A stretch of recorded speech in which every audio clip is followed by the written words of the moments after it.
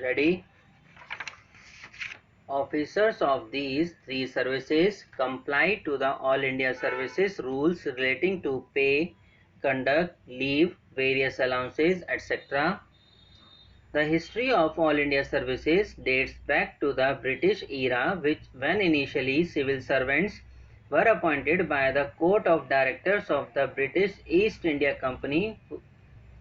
The service in those times was known as Covenanted Civil Service. With time, they came to be known as Indian Civil Service (ICS). In 1947, with India gaining independence, ICS was replaced by Indian Administrative Service (IAS), and the Indian Police (IP) was replaced by Indian Police Service (IPS) and were recognized by the Indian Constitution as All India Services. In 1963, Indian Forest Service was created and it came into existence in 1966. Every civil servant is assigned to a particular office which deals with policy matters pertaining to that area. The policy matters are framed, modified, interpreted in this office under the direct supervision of the administrative officer in consultation with the minister. The implementation of policies is also done on the advice of the officer. The Cabinet Secretary stands at the top of the government machinery involved in policy making, followed by Secretary, Additional Secretary, Joint Secretary, Director, Under Secretary, and junior scale officers in that order. These appointments are filled by civil servants according to seniority in the civil services. In the process of decision making, a number of officers give their views to the minister, who weighs the matter and makes a decision considering the issue involved. The implementation process involves supervision and touring. The allocation of enormous funds to and by the field officers calls for supervision, and the officials concerned have to reply to queries made in the Parliament, for which they must remain well informed. The civil servant has also to represent the government in another country or in international forums.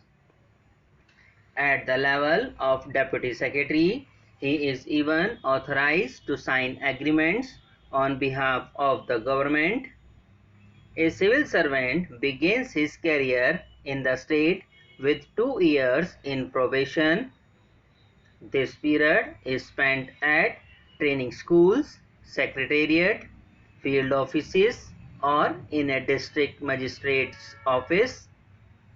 He is given the position of subdivisional magistrate and has to look after the law, order and general administration, including developmental work in the area under his charge. After the probation and 2 years of services as a junior scale officer, the officer is put in the senior scale. Then he may function as district magistrate, managing director of a public enterprise, or director of a department. Senior scale comprises the senior time scale, joint secretary, junior administrative grade, additional secretary, and the selection grade, special secretary. Each state has many secretaries, principal secretaries, and only one chief secretary. Some appointments of secretaries are considered more prestigious than others. Example, the finance secretary, development commissioners, home secretary, and hence they enjoy the salary of a principal secretary. The chief secretary in the state is the top ranking civil servant and may be assisted by additional chief secretaries in some cadre states, example New Delhi Financial Commissioner and other high-ranking secretaries such as additional chief secretaries enjoy the pay of the chief secretary. In the district, the administrative head is the collector or deputy commissioner or district magistrate. The DM, collector, DC handle the affairs of the district including development functions. He necessarily tours all rural sectors inspecting specific projects, disputed sites and looks into the problems of people on the spot. Also, at the division level, the divisional commissioner is in the charge of his division. His role is to oversee law and order and general administration and developmental work. Appeal against the divisional commissioner are heard by the chairman of the Board of Revenue. Subscribe now and press the bell icon. Never miss an update.